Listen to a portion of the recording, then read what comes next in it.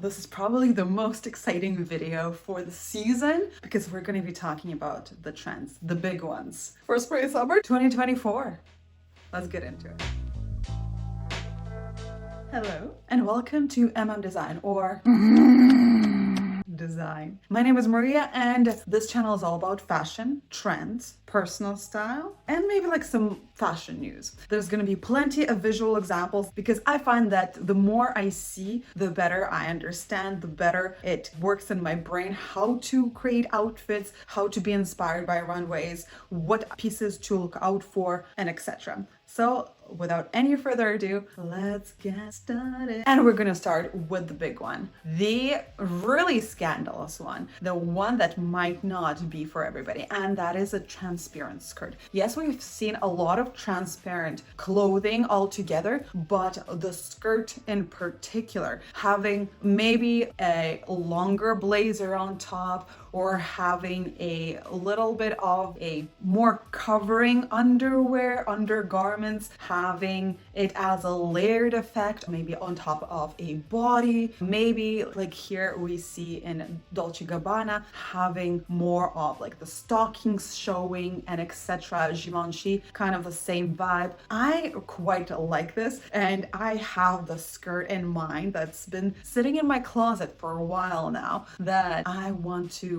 upcycle to see if I can actually wear this trend out. I feel like with this, the best way to go is maybe having tights underneath with some very nice covering high-rise underwear, or having both of those items and still a very long, maybe like an oversized jacket, blazer, you name it. We're looking at the Prada show right here, and that is exactly what they are doing. I feel like when you have very little at the top and very little at the bottom, there's like very little up to our imagination, right? But when there's just like this subtle little flirtatious thing, I love it. We see it in both more of the just sheerness and also in more of a lace format, sometimes even sparkle format. Erdem has almost like a between of lace and sheer. I like the M21 right here with some very big sequins on there just to add that interesting texture. Here, Alaya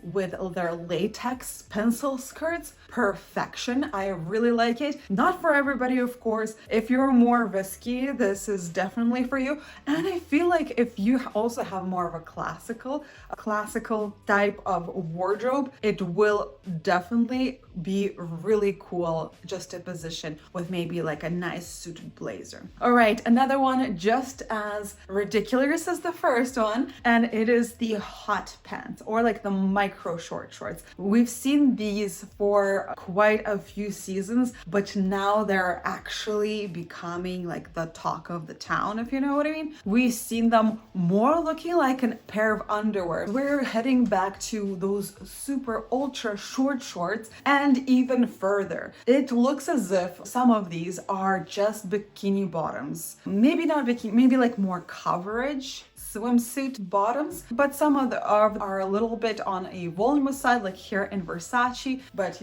yet again we see more of a diaper situation here. Victoria Beckham, here you can see it being paired even with a sweater. We see it paired with a cropped trench coat. We see it paired with a button-up shirt. Once again, think about it. It's a really small bottom. I would go for oversized top just to balance things up. You can also wear a pair of tights with it. You don't have to wear it on your bare skin. Let's face it, we're heading into summer. Nobody's gonna be wearing that with tights. So we see, even for men, like here in D squared, more of that 60s, like super short, sporty, like basketball shorts. Also in N21, but for female, more elegant manner. I feel like this trend can fit a lot of different aesthetics, and it's just up to you, like if you are comfortable with such length or lack of. For me in particular, I would try to find something high-rise, high-waisted, and go from there. Just gives me a little bit more coverage. Depending on your body type, maybe you want something very small. But anyways,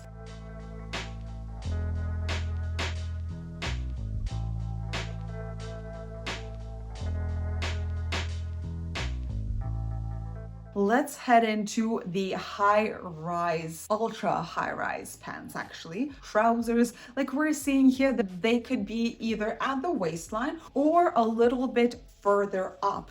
Both male and female fashion we're looking up here. Rick Owens, perfect example. It like gets onto the rib cage and almost like an empire waist, but not really, but with pants. And they were mostly on a wider trouser side, which I do love. I prefer a wide leg to the ground. Sometimes it's not very practical due to the weather situation, but it's spring, summer. I feel like a light trouser in that, like maybe like a palazzo pants that's silky, would be perfect. Here, another perfect example in Schiaparelli, really tall waistline. Zimmerman, crazy tall waistline. Of course, there was like regular high-rise pants as well, but Loewe, here we go. Another ultra high-rise. I don't know like how well that's gonna go. I feel like it's a little bit too odd for the mass market out there. Maybe we'll just have continuation of high-rise and that will be all. Or maybe it will have just a little bit of an extra high rise to it. Elia here, beautiful example. I love it. More like a pair of pants and maybe a little bit of corsetry happening, just a little bit higher. Next trend that is much more wearable for everybody around is the polo shirt. It doesn't really matter if it's like a long sleeve or short sleeved shirts. We see them everywhere. So more of that like a preppy, sporty vibe. And they were styled also in a variety of different ways. Like Miu Miu, of course, here, more like a messy, preppy student, but we also seen some of them being paired with long skirts, like in Ralph Lauren, I believe. We also see double stacking of those polo shirts, like in D squared here. We also see them paired with like leather skirts, like Dior also had a layered effect with a button up and the polo shirt happening here. We also see them in a variety of colors, so I think this would be the element to bring in that color. We see them striped, we see them like one color, and I feel there's going to be a lot of stylistic choices that can be happening here. Even having a dress kind of like in a polo format. Dress Van Noten here had some amazing ones with like almost a corsetry happening here as well. We also see Vivienne Westwood once again with that polo dress. Lots of exciting things. Next one up is the modern flapper. Yes, it's an interesting one. Flapper, if you are not familiar with, this is from the 20s, not 2020s, 1920s, where the dresses, they were more straight lined, they had a lot of fringe, and they were usually like a dropped waist. So if you see some of these things on the runways, it's emphasizing on that. So for instance, here in Gucci, we see a lot of fringe. Here in Miu Miu, it's more rectangular and it's sparkly. In Mugler, we have once again this fringe and a lowered waist or dropped waist. Here in Prada, we see it in a fringe format. Although it is cinched at the waistline, it's still a pretty cool, different thought about it as well. Yes, fringe isn't always very practical, and whenever it is on the runways, I'm like, people, this is dangerous sometimes. I have a fringe top that I'm just always playing around with, and yeah, I don't know, like I really like how all these looking, but is it practical? Here Versace, not quite what I was talking about, but it is very straight line. That's why I decided to choose it for here. Bottega Veneta with an interesting fringe that is like double-ended. So these ones are particularly fragile, as if you catch onto something, it will rip that thread instead of just like passing through. Even more dangerous. I didn't think that the fringe could get more dangerous than this. We have Erdem more on that shiny side, not too much on the fringe. Roberta Cavalli also having even like those Art Deco situation happening. Stella McCartney, more about that really wide, loose silhouette. Vivienne Westwood here, shimmer, that's why I've put it. Tory Burch, Yeah, anyways. Office core. We have heard about it for quite some time. These core things pop up and go out so quickly, and I can't even keep track,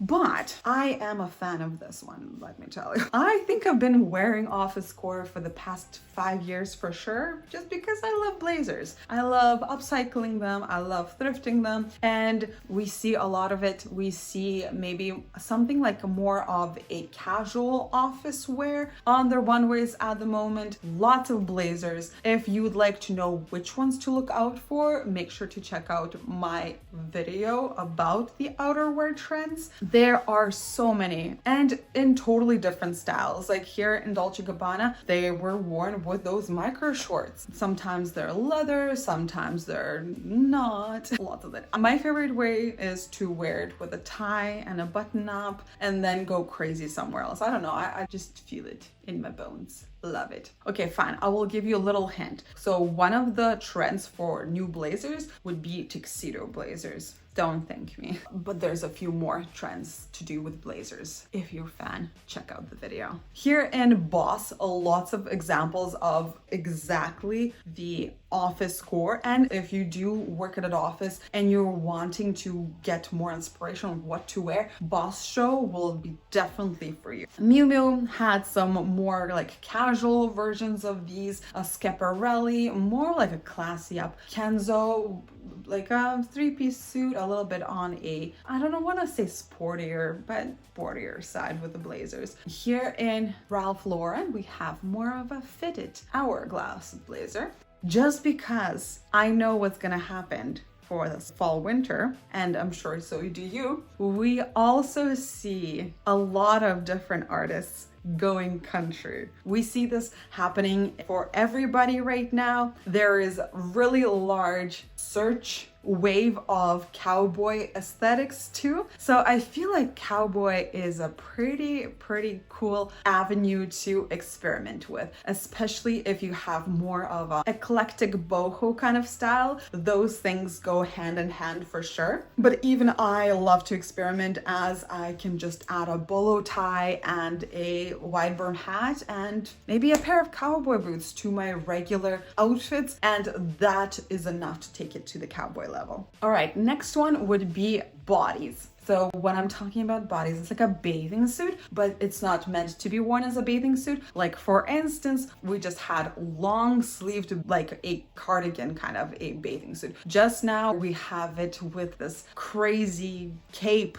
and sparkles, and it's tucked into the pants. Valentino here, more like a romper situation, Dion Lee button up body, more here. Okay, so these are not the greatest to go to the washroom in. You basically are like there naked, unless you have those horrible snap-ons in between your legs that you are like bending over to a button, and then if you were like me, you have chafing issues, that gets in the way. Okay, so I don't know if this is the most wearable one, but there was so many examples of this, and I've also added Alexander McQueen with the full body. Diesel had some dresses of actually having like underwear going through the skirt. Really weird, really interesting, and a few more of those body yaddies. Okay, so we see the tendency of returning to voluminous hips. Doesn't really matter how we're achieving it. Like here in Alexander McQueen, lots of corseted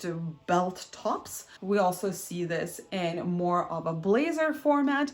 Balmain's show had basically everything, had really exaggerated hips, whether once again by this kind of a belt situation or even padded hips in dresses and blazers. Mugler also had this amazing strong shoulder blazer with a bit of a peplum situation happening, like in Rock with their skirts as well. Or maybe it's the top that has this more of an exaggerated, smaller peplum skirt situation. Vivienne Westwood even had more of those crazy skirts. Nina Ricci here, again, with exaggerated hips. David Coma, Alaya, so many. Stella McCartney. Okay, now I'm just like reading off the names that I'm showing you guys. Yes, we are going back to the hips and I like it. Okay, next one. If you're paying attention to any kind of patterns or prints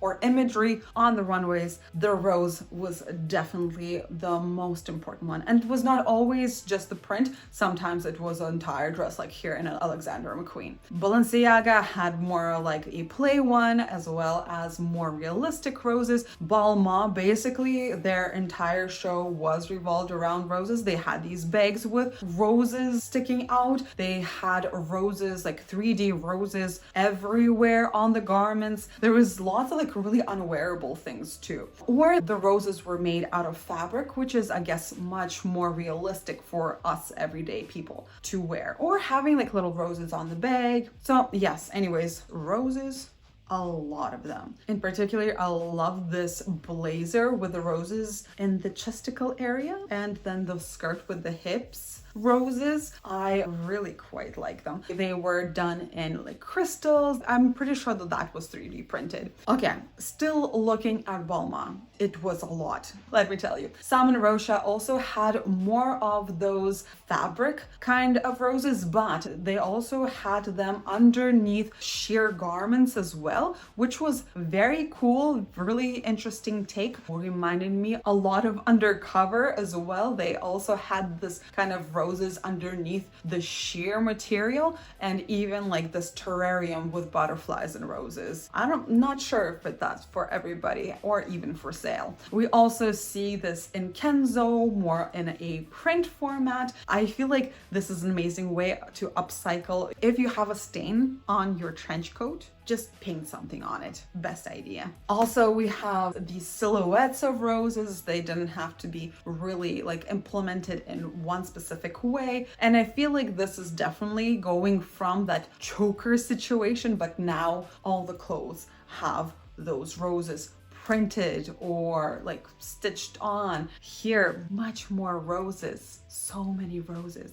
Okay, now let's talk about some colors. I do have a video that is dedicated specifically to all of the colors, but I'm gonna list two that were particularly popular. One of them, ice blue. So we have this blue shade that is very like on a borderline from gray to blue. Sometimes it was a little bit more like a sky blue. This color is definitely more for the cooler skin tone people, and that's okay. It was very popular on the runways. Almost every designer had a few pieces in that color, sometimes being a little bit more grayer, sometimes being a little bit more like brighter. Completely up to you. This really reminds me of denim, so I feel like I'm gonna just keep on wearing like a lighter denim wash, and that will be enough for me. If you do like this color, and yeah, why not? It is not super bright, not like totally crazy intense that it's gonna be overwhelming for you, and I don't think it's gonna be that obvious when it does go out of style. Next color that is really popular is that like cherry red or burgundy color that everybody was talking about, everybody was obsessed with, and once again it is everyone on the runway. So if the blue one was for the cooler skin tone, then this red is for a little bit of a warmer skin tone. If you are cooler skin tone and you're thinking of trying this out, go for something a little bit burgundy or a little bit that has just a little of pink in there or fuchsia that takes it a little bit on the cooler side. Like for instance, Acne Studio here, this would be something that is better for this cooler tone people, but it doesn't mean that the warmer skin tones can't wear that shade. It's still red, it's still warm. Gucci had plenty of this color. I think they were trying to persuade everybody that this is our color, like nobody touch it. We also see this a lot in Valentino, and this color was reused in such a huge range, going from something more sporty to gowns like here in Valentino. We also see this a lot in leathers. Not sure if these are real or not. We are heading into more of a halter top. Is it halter top? I don't know. I'm using this book a lot today. Let's see. Something like a tube top, shoulderless. It can either be a top or a full-on dress, maybe like a little bit of a bustier, like here, for instance. This is definitely not for everybody, but it is one of the great ones for the reverse triangle, as it does not capture your shoulders. It's just here, and we see it quite a lot of models are reverse triangle. So here we are. You can take a lot of inspiration from this. Yes, sleeveless, showing off those collarbones, showing off those shoulders, and showing off those arms. You know what? I am one of the people who I don't like how my upper arms look, but if it's a strapless something, I'm for some reason much more comfortable because there is no lines that are attracting to my arm. I would rather wear something strapless than something that is hitting me in the wrong area, like a t-shirt, for instance, right? We also see like a strapless bralette and Versace paired with a high-rise skirt. We also see some gowns in the same area. I feel like this is really great, especially for the summer. If you want to get nice, even tan, like I always have these tan lines from bathing suits. Oh yeah, this is really cute to wear. Just maybe put on some sunblock, some shimmer on there, and let your shoulders play. J.W. Anderson, I love this. It's very playful cut, Loewe, it's the same designer, let's face it. The Chloe also, yeah, a lot of examples. Dion Lee here playing with that more of a rocker, yet like seductive lingerie kind of vibe. I love when brands play around with different aesthetics, and yeah, that is definitely my kind of a vibe. We also see this more in blue marine, so quite a Y2K thing, tube top, right? We also see this in Toads and David Coma, in dresses, and so many more other shows as well. Okay, now we're seeing more of that off the shoulder tops that we've seen already, and I love this look, and I need to find something like this for myself. I am doing the 75 hairstyle challenge where I don't buy anything for 75 days. Now it's been more than 75 days because I was not sharing my outfits every day. So I am like craving to go shopping. Probably the first one would be a thrift store and seeing if I can actually find something like this, because I'm sure there's something like this out there, or maybe something that I can upcycle. Anyways, so we just seen both shoulders out and about. Now we're seeing just one, and that was a pretty big deal for Dior. They had more like of a new style of button-up shirts, and I feel like we could actually do something like this and upcycle something that would look similar. Just cut off one part and then make some buttonholes on the other, basically. We also see this more of in a blazer format and a dress format in Dolce & Gabbana. Etro, more of like these one shoulder tops now, nothing too crazy, or maybe like a stylistic choice of having one shoulder open, just pushing everything on. Like I can do this now, but that looks horrible. Okay, we also see Fendi with just like a cutout of a single shoulder in their turtlenecks. I really love this symmetry going on. Hermes here as well, getting that attention to the shoulder. Mugler, so many. In particular, if you have wider shoulders and you don't want to attract the attention, go for either the tube tops or go for the asymmetric one shoulder. Just because there is not a sharp line across, it will minimize the width of your shoulders. If you are okay with it and you actually want to address more attention to your shoulders, maybe because you are more heavier on the bottom, then go for the straight across line. That way it will visually give you more weight here and will even out your proportions. I quite like this one shoulder situation, and probably I will see what I can do with what I have. All right, bows. We're still seeing them. I was not sure if I should put these up here, but here they are. They're still here. Nina Ricci's, basically the entire show was revolved around bows. They were everywhere. And going from like micro bows to mega bows. Remember that hip thing? I think that was a bow as well. We also see, of course, in Simon Rocha. Like, I think that bows are a part of her brand DNA.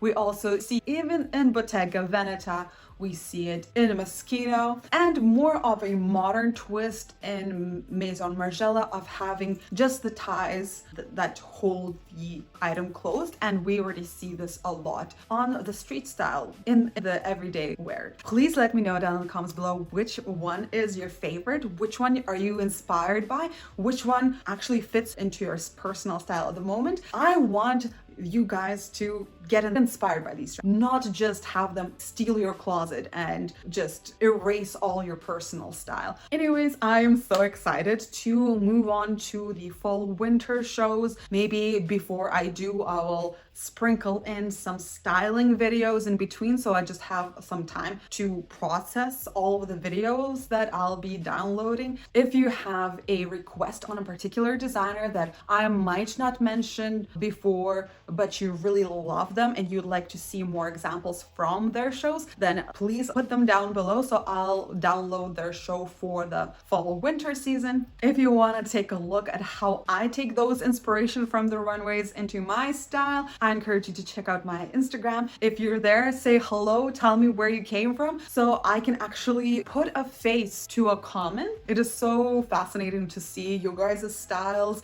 if you have an open account. That is, I do spy, I do. And just as a reminder, I have a bunch of different videos that are about the spring summer season: color trends, pattern trends, texture trends, shoe trends, neck trends, outerwear trends. This video, I'm probably missed something. So if you want to take a look at something in particular, go ahead, watch those videos. They'll be segmented, so if you want to look at inspiration for a particular color, you can definitely find that and just watch all the examples I found throughout. But that's all from me today. Hope you're gonna have an amazing rest of the day. But yeah, stay classy.